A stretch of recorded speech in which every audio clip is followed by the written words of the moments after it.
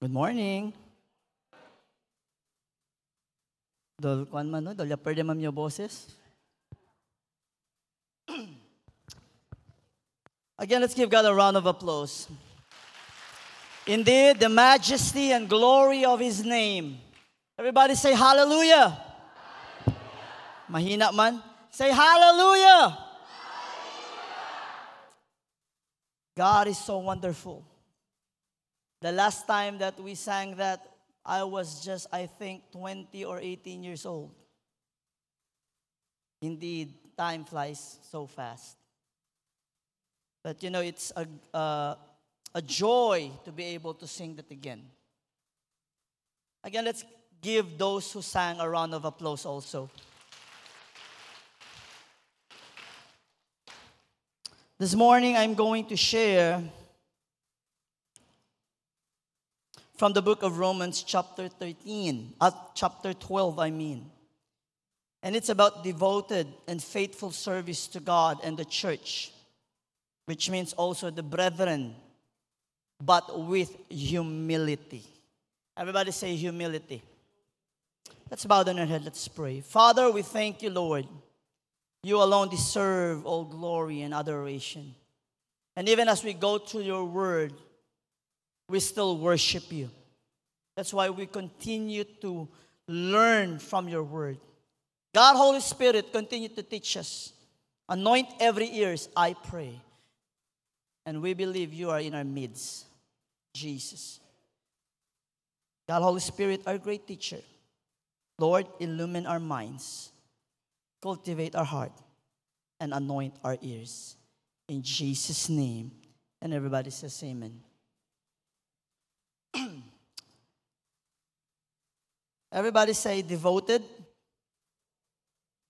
faithful, service with humility. Last Sunday, I shared about brotherly love, which is the command of the Lord for us to love one another. Habla to dito side, I love you, brother, I love you, sister. But this morning, it is in a sense, this is the application, although yadali kita application ako Sunday, this is a deeper application for us. Here are two questions that we are going to answer this morning. First is, why is it important to be informed about this matter, meaning devoted, faithful service with humility to God, to the church, and to our brethren? Why is it important and undergo transformation as a result? Everybody say transformation. The second is how to serve God and the church devotedly and faithfully with all humility. This morning, I'm going to speak to give information, pero el mio goal is to really reach out your heart to bring transformation. Because information is useless without transformation. Gathering data means nothing if there is no action regarding the data.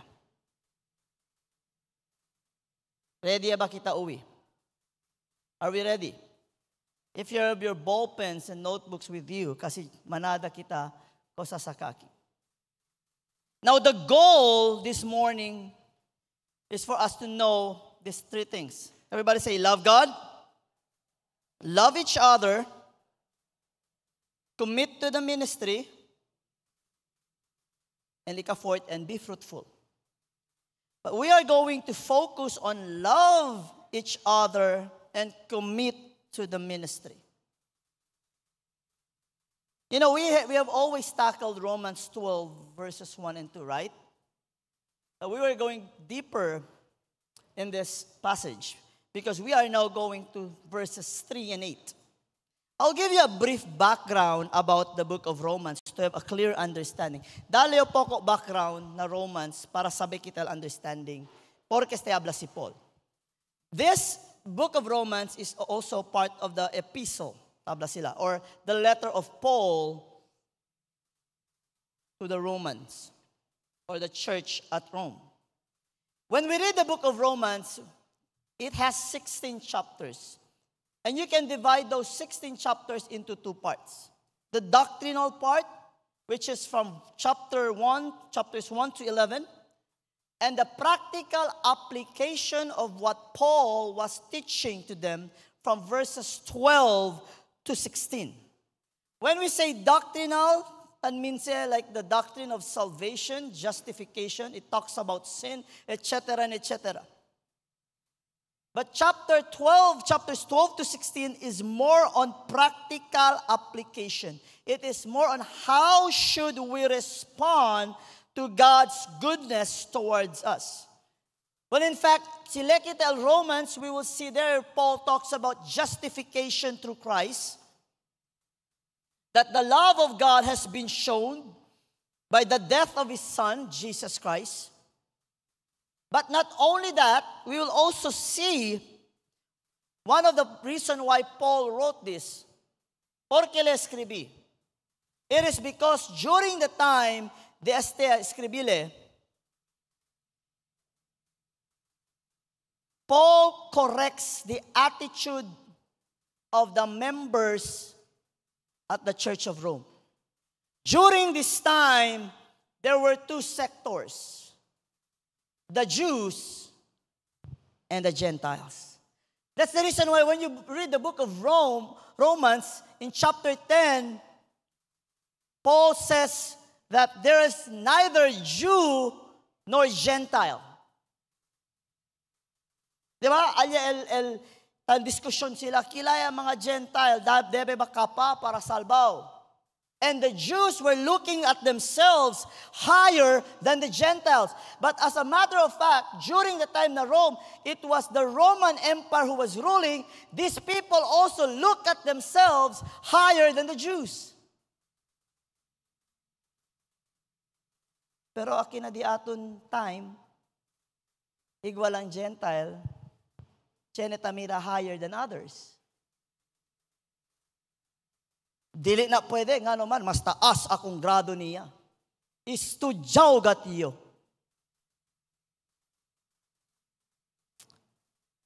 In Romans 10:12. And then Paul warns the Gentiles, do not boast because you are only grafted. Because if the original has been taken away, how much more you who is just grafted? Boast not. Numaman hambog. That's the background. And to answer the first question, here's the significance of understanding this message. Romans 12:1 and 2 addresses how we should personally offer our lives to God. Verses 1 and 2, that's why it says, I beseech you therefore, brethren, by the mercies of God, that you present yourselves as a living sacrifice. Present your body as a living sacrifice, holy and acceptable. This is how we should reflect our response to His grace and mercy and our personal relationship with Him. Everybody say personal relationship. This is the right response to offer ourselves as Christ has offered Himself for our salvation. Verses 9 to 21, I'll just give the background also. It focuses on how we as believers should genuinely reflect God's love within our community. When I say community, it's outside the church. Do we do that?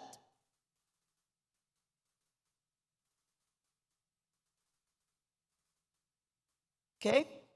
But verses 3 to 8, which we will focus on, pertain to our relationship with and responsibilities toward our fellow believers and the church, meaning the ministry. Everybody say ministry. Do you believe that you have a ministry? Or you just believe 5-piece ra ka? Ayaw sa ta sa 5-piece kung wala ka nagpabuyag. Sa 4-piece sa ta. Okay.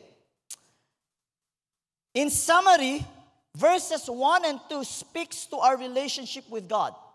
in relation, personal. Everybody say personal. Between me, I, myself, and God. In verses 3 to 8 concerns our duty, or as a personal, my duties towards the church, referring to the ministry, and my duty towards you as my brethren. In verses 9 to 21, it highlights our conduct within the broader community. In response to the gospel, we undergo a transformation in our mindset, ideology, worldview, character, perspective, and priorities. Thus, it says in Romans 12:1 and 2 that there should be a renewedness of mind. Genuine conversation is demonstrated through our relationships with God. Everybody say with God. With the church, fellow believers, and the broader community. So si habla to save to, you will know them by their fruit. This is a personal application. Now, Paul is teaching them on chapter 12. This transformation is encapsulated in the command to love the Lord your God and love your neighbors, which serves as evidence of a renewed mind and a transformed life. Everybody say with me, serves as evidence of a renewed mind and a transformed life. That's the background. That's why Paul said this to them. Question. Does any one of you here think of yourself highly? Kaya kung wala, di na ako magwali. Do you think of yourself better than others? Kaya kung wala, di na ako magwali. What's the point? How many of us here say, hindi se pwede. Mira lang kita degree, mas alto mo yung degree ko nila. Di na pwede. College graduate ko, professional, kailang manli. Or, kasi pwede. Rico yo. I hope none here. Hindi sa pwede. Kaya naman. You don't correct me. Maskin mali ah. Porque man, 35 years na ko na kay Kristo. Oh. Pero maskin mali, no pwede korekta. Ay 35 years naman daw. Hello.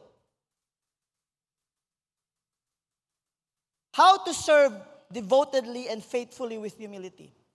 Let's dissect the verses. Are you ready? Intro pa lang, Kel. Ready ba kita? Don't know quiere man ustedes. Smile daw, be. Romans 12:3. For I say through grace given unto me to every man that is among you, not to think of himself more highly than he ought to think, but to think soberly, according as God hath dealt to every man the measure of faith. Listen to how Paul said it. The grace that was given to him. Paul, who was called by Christ himself to be an apostle by the grace of God. If you read Romans 1:1, na this yung intro ya habla sila. Both reminds and encourages the believers in Rome with clear instructions to refrain. Everybody say refrain. Say abstain. To think or from thinking of themselves as superior to others. Instead, they should see. Everybody say with me, I should see myself in the light of God's grace. Hello?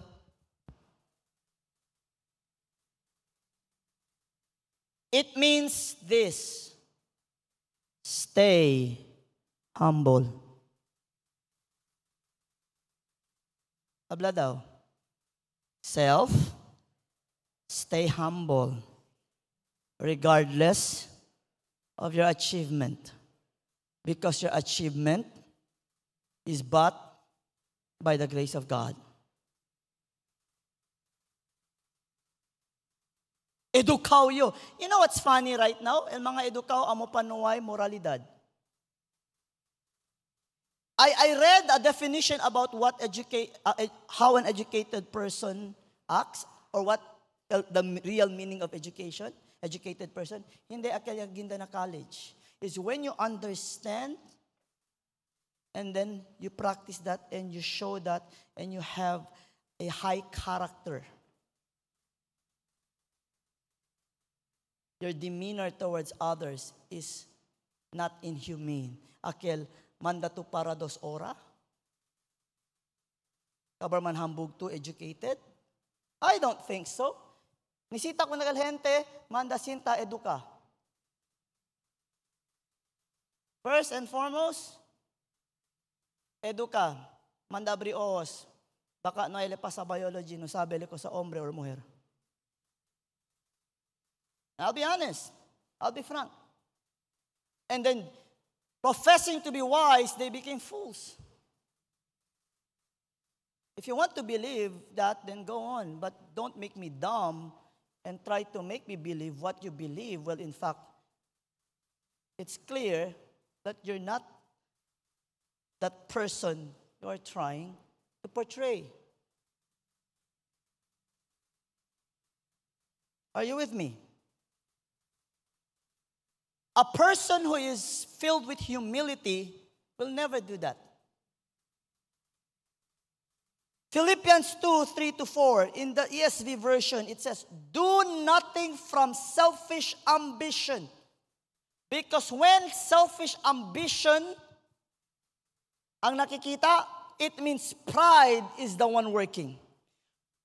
Do nothing from selfish ambition or conceit, but in humility count others more significant than yourself. Let each of you look not only to his own interest, but also to the interest of others. Hindi kay pirmi lang tu pami. Praise the Lord. Dale ustedes conmigo blessing. Pero si hable kita, yan bless ka na to si Lord. Amen. It's high time for us to give blessing. Di, good ko ana.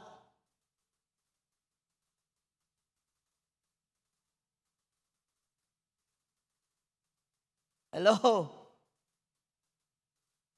I'll give you an illustration.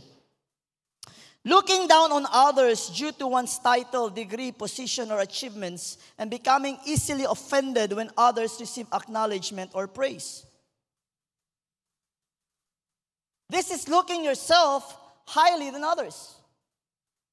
Will you get mad? Si Chene, like Pastor, rabia to, si Chene kami habla mas bueno le pastor, mas bueno le contigo man preach? No, I would say praise the Lord. Why would I get mad? Pastor, at kung kento yung disciple, mas bueno kung di ko man-preach. Praise the Lord! Pastor, at kung kento yung disciple, okay man to man-preach, pero mas carry ko na lawi. Then praise the Lord. It means I have done a good job. I have taught that person how to preach, and maybe he's really better than me. And in reality, there are people better than me. And there are people better than you. Hello? Do not be offended. Here's the principle of this first verse. Everybody say humility. Humility is essential for a healthy and effective Christian life. Believers should recognize that any position or achievement they have is a result of God's grace, not their own superiority.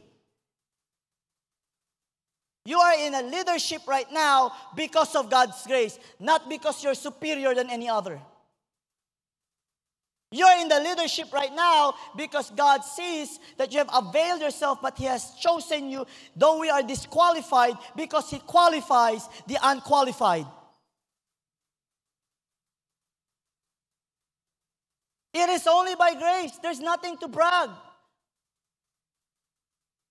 Igual lang kita todo. Recipient of the grace of God. Hello? This is what it means to love one another. Hindi lang kwento, I love you. Kabar, offended right away. Say, nga naman siya gipili, mas bright sayang ako anak. Oh, sa manday na. You think highly. Ino mas in kay Zach? Yablangan niyo kanila, chichenele grabe ap no abla, you're so smart, no. Abla lang, good job, work harder. I don't want to say to my son, you're smart. Mampilit li alya. And he would think of himself higher than others. I would say, you work hard. There are others better than you. You may work smarter. Hello? Here's the practical application. Do a self-reflection. Reflect. Assess our own attitude towards others and your sense of self-importance. Assess yourself. Are we easily offended? Hindi siya pwede. 2,000 degree? Ang sinal ito kumigas eh. Studyaw yo. Yan man to. Debe man acknowledge ka to kumigo. You'll be dalang man acknowledge. Debe kayot. Asigulo. Like, hello? Hello? Second, I would like to encourage everyone. Say with me, actively celebrate and encourage others' accomplishment. Chenebes itan accomplish el diaton uban tan selos kita, envy. Nga naman di ay. Syara ba di ay? Ako pud. Kabal el otro gente inocente. Hello. Por causa ko nakal touch into hatred. Tama ba or tama?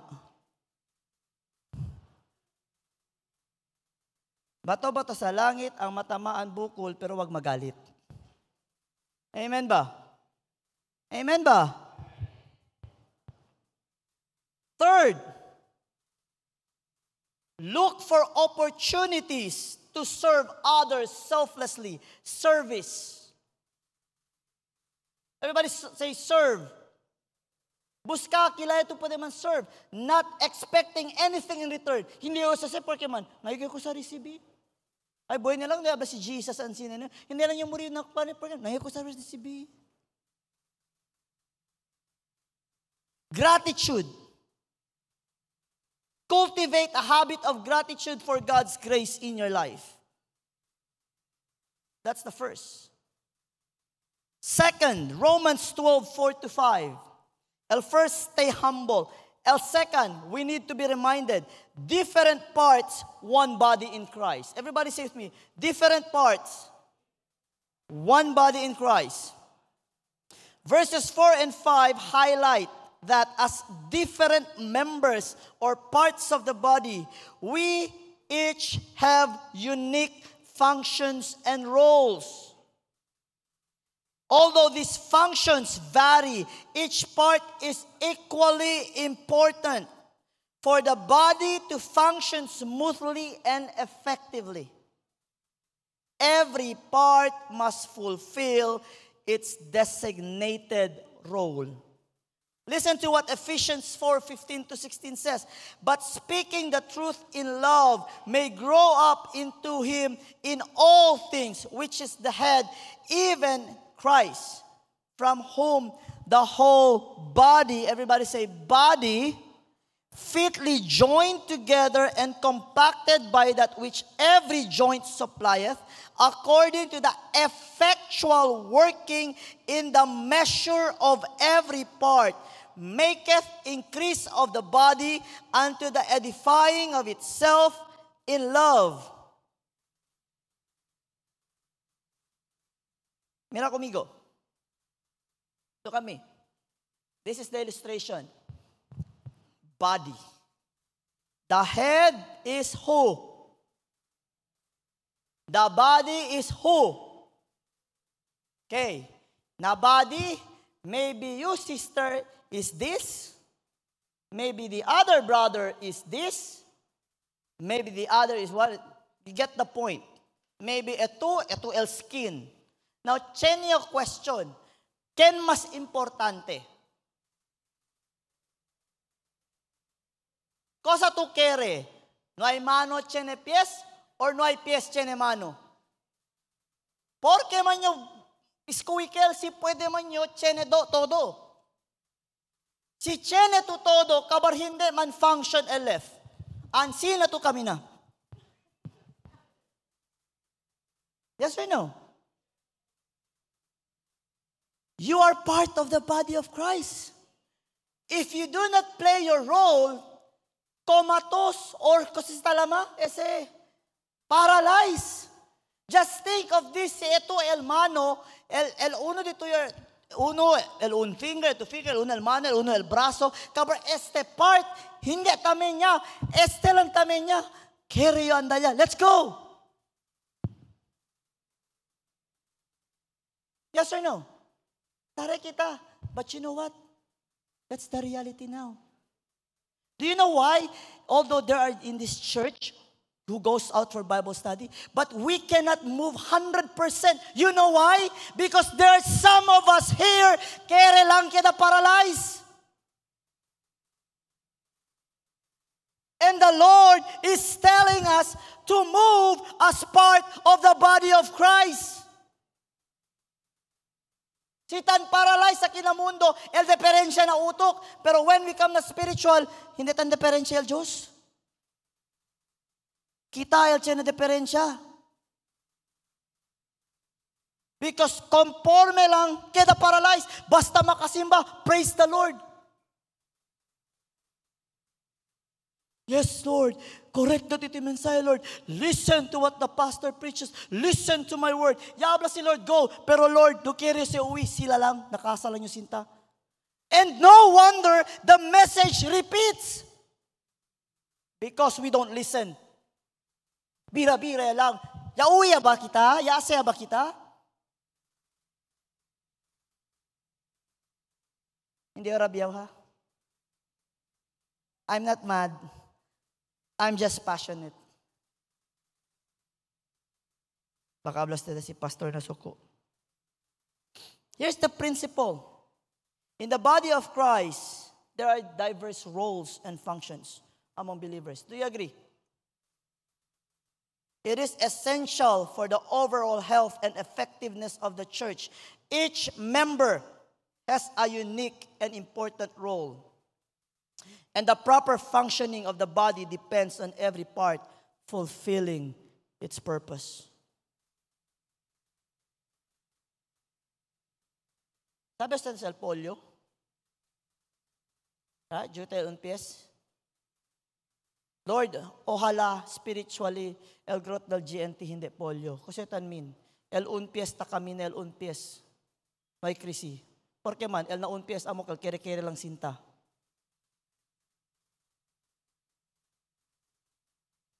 Harsh man ka, Pastor. No, like I said, I am trying to reach your heart today.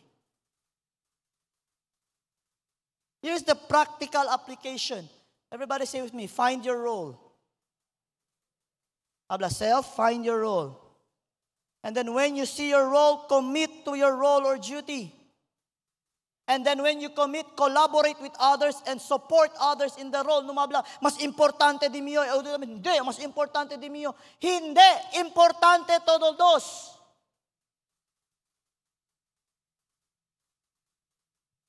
Ano mas importante?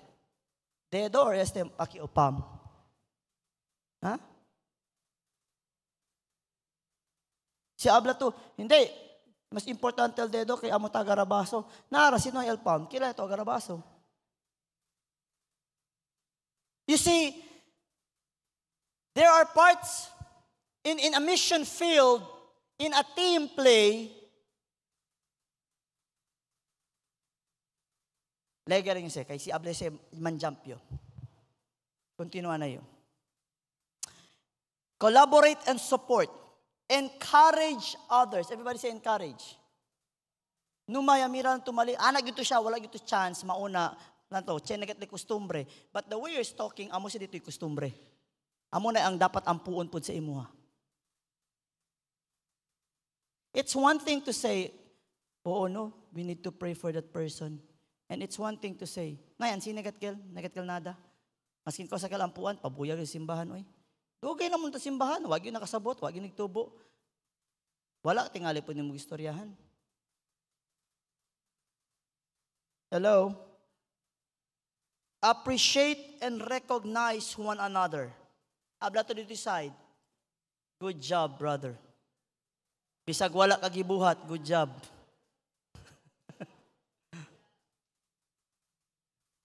Hindi, wala man tingali kay wala po gibuhat, no? Abla, good job. Mira to poko. You know why? Ara jute lang si Tase. You encourage later, mas grande le Tase. Kaya sabi to, amo na to siya ase? Pusaya kayot. Question. Yan mas importante, el pastor or el kentan maintain aki? Ha? Ken? Todo dos. We have different roles, but we work for the same Lord. And we ought to do our part properly. Amen ba? Here's the next. Everybody say with me, promote unity. Oh. Ala pa el Bible, si Chenetang Coast Division, marka. Si Chenetang kwento-kwento, tas si Malo, marka. Si mauwi pa nung may mang kwento. Amen. Kaya ka ba? See, Romans 12:6-8. From stay humble, to be reminded, many parts, one body. Everybody say free. F-R-E-E. Free. Where kay free, pastor?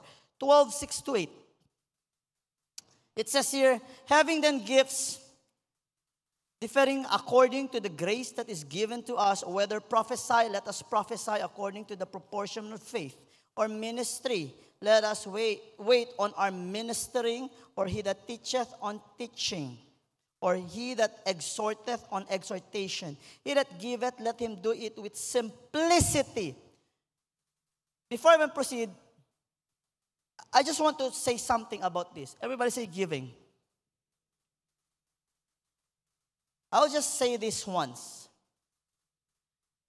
When you give, you don't need to announce it. A person who gives, sabi le tadalele, hindi kalkeda insecure. People who keeps on talking that they give are those people who really does not give because they are insecure. Period. Hello? Mas maingay, mas walang laman po. Tab, ito, on yaman, dala daw miral ko si tuya dali. I don't need to show you. Eto gaha hindi elta dali. Abla lang gana ito, benporte ka ng kwendansina, pero si ablaya to, let's give, una ta reklama. Hello? The funny thing is this. The person who keeps on talking and bragging will always be the first person to reklama.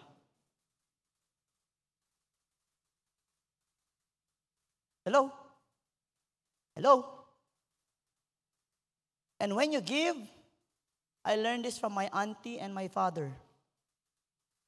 Don't say a word. No one needs to know. What's important? God knows.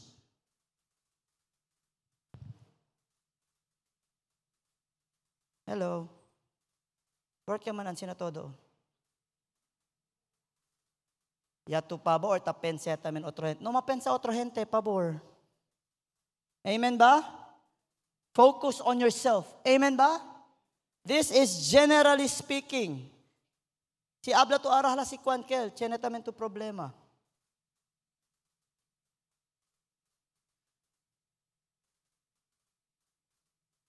Okay. He that ruleth with diligence, and he that showeth mercy with cheerfulness.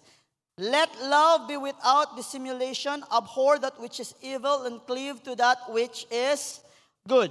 Free. Although the body has various functions, each function serves to edify and strengthen the whole body. Amen ba? When you do your job, you are not doing it for yourself. You do it as unto the Lord, but you also do it for the body of Christ. Always remember, believers, anything we do, it's either we destroy the body or we edify the body. It doesn't matter if you do it in secret or in public.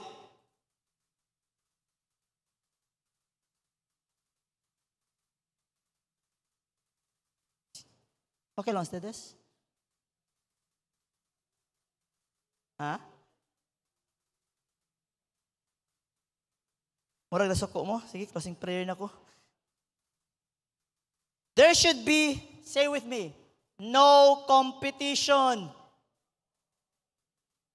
There should be no competition among members. Instead, there should be mutual support. Everybody say mutual support. Habla to dito yuban, I will support you. Pero si mali ito. Sige, habla, pero si mali ito. Because I love you, I will correct you. Amen ba? Amen ba? Mura mo masuko sa ako. Oy, murag mo ba? Each calling should be carried out with a commitment to being free. What is free, pastor? Faithful, reliable, effective, and efficient in doing your role. As we do it as unto the Lord. Everybody say faithful, reliable, effective, and efficient. Hindi kay ase lang to si Chene Tamira, ase lang to si Chene Blessing. Sinuway, hindi na tumandamira. Sinuway grande okasyon, nuway tamen.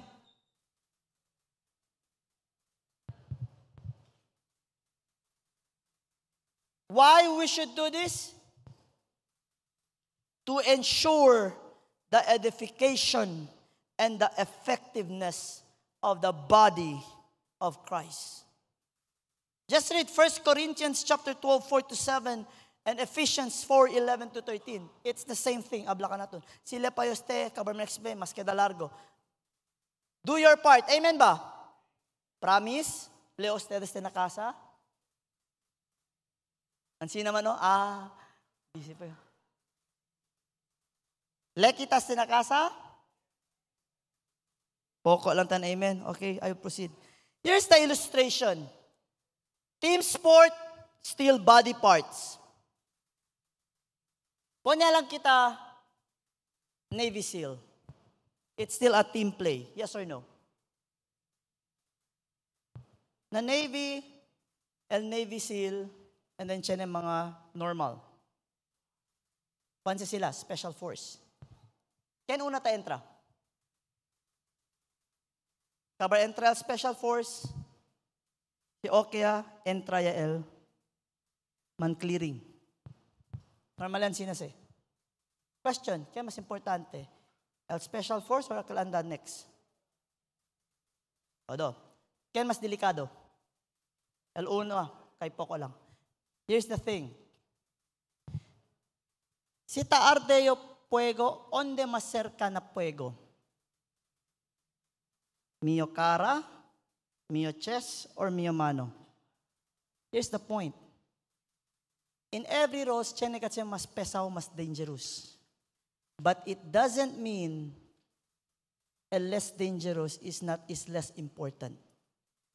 Because the plan and the mission will not be achieved if neither two or of the two or anything that is involved, kita two. Por eso ganaya si tu entra. It means this.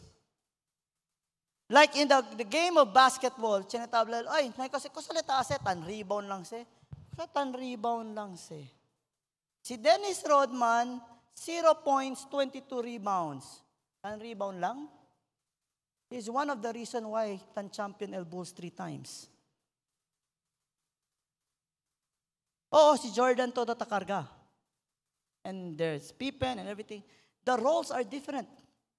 But superstars and role players are both important. You cannot win without role players and you cannot win without a superstar. Do you understand? Don't envy those arat kumaga na highlight. Your time will come. Maybe this time kunelia lang si Lord. Maybe ara nisita el mano, mañana nisita el dedo, mañana nisita el pies, na next time nisita el cosa ba.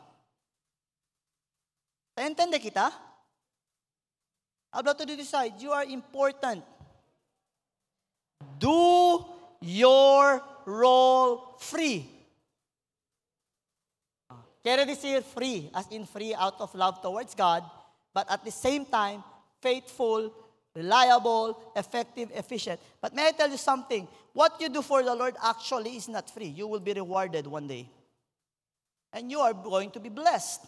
Everything you have done and you will do for the Lord will never go in vain.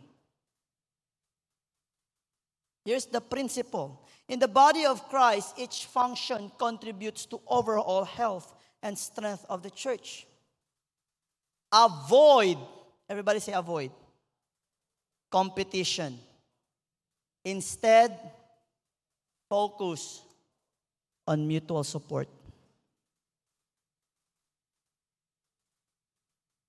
Practical application, commit to excellence.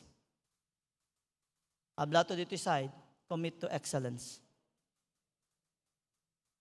Everything we do for the Lord must be excellent. Amen ba? No mediocre is allowed. According ko sa to best pwede ase. Give what's best to the Lord. Amen ba? We are all equal in that we each receive God's grace and offer our lives to the Lord. A renewed mind embodies humility and a servant's heart, leading to greatness in God's kingdom and a life that mirrors the image of Christ. This transformation reflects the life and the principles of Christ, meaning having the mind of Christ. Therefore, a renewed life involves a deep commitment to loving and serving God, our fellow believers, the ministry, and seeking the lost. Say that with me. Serving God, our fellow believers, the ministry, and seeking the lost. Let us be devoted and faithful in our love and service to God, the church, the brethren, the community. Let us all stand. Who among you here wants to be great in God's kingdom? Ken kikere keda great in God's kingdom? Chene kel mahente no ay entende. Kere yo keda igo kun Paul. Pero ara mga tan discipleship, table man sila. No kere man kami keda kun Paul. Because when you read and you hear about Paul, ay grabe, great man of God. But when you study, he was a servant of all. He was always on a journey. He was in a shipwreck, stoned to death. Pero siya ni milagro. Yan bugbog. Yan preso. You still want to be like Paul? Do you know why? It's by the grace of God. And there was a change of mind, por siya dahil renewing of mind, which transformed him in the way he looks at people. Debe cambiar di atong pensamiento. Before we sing the song, Make Me a Servant, and I will pray for you, please, with all love and care, tap that person next to you and say this. Si hombre man, si brother, si her sister, say this. Stay humble and remember that we are one body in Christ. Each of us should perform our role with commitment to being free. Say that again, with commitment to being free, faithful, reliable, effective, and efficient. Let's sing the song, Make Me a Servant. Hallelujah.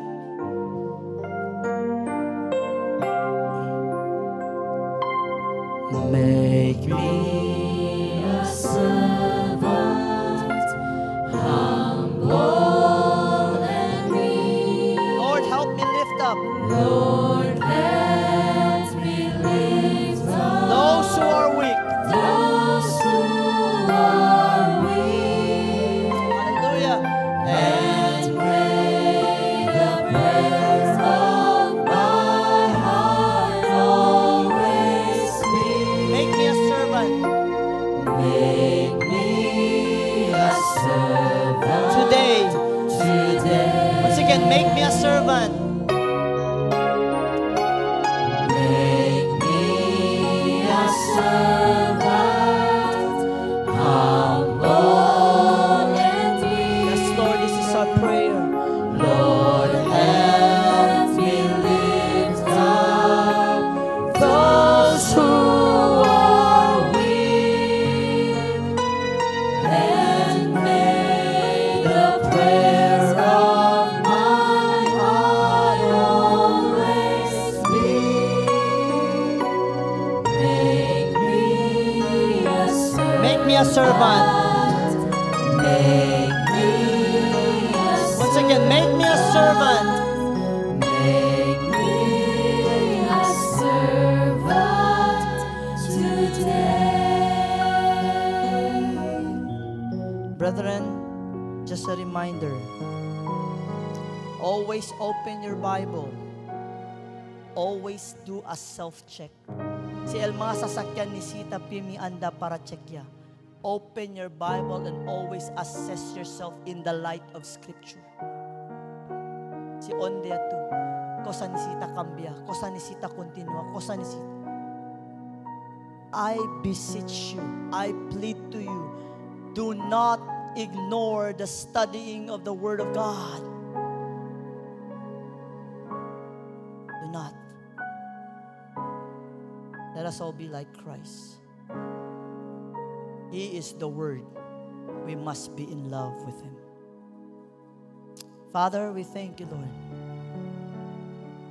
Jesus, you are the epitome of a humble servant who served, who came not to be served but to serve, who seek the lost, gave your very own life to the very people, kami kay Diyos, who rebelled against you. By your grace and mercy, you have paid the penalty. That's the reason why we are here right now, enjoying salvation. Help us, Lord, to be gracious and merciful to others as you have been gracious and merciful to us. Help us, Lord, to be understanding to others as you have been understanding to us. Help us, Lord, that we will commit to the roles that you have called us to do, that as one body, as one church, as GNT family, we may fulfill the mission that you have called us to do. Father, quicken your people, I pray. If they are here, Lord, kung siya naman aki, Lord, willing lang keda paralyzed, sintaw lang, speak to them, O Lord. Father, you have called us, you have saved us with a purpose. And you have, Lord, committed to us the ministry of reconciliation. Help us to go and preach the good news. Help us, Lord, in this church, we fulfill our individual roles, that the church be edified, and that our community may know that we belong to you and you belong to us, Jesus. Bless your children. In your most holy name I pray. Embrace us with your love and help us to love you and love one another as you have instructed us to do. In Jesus' name. And everybody says amen.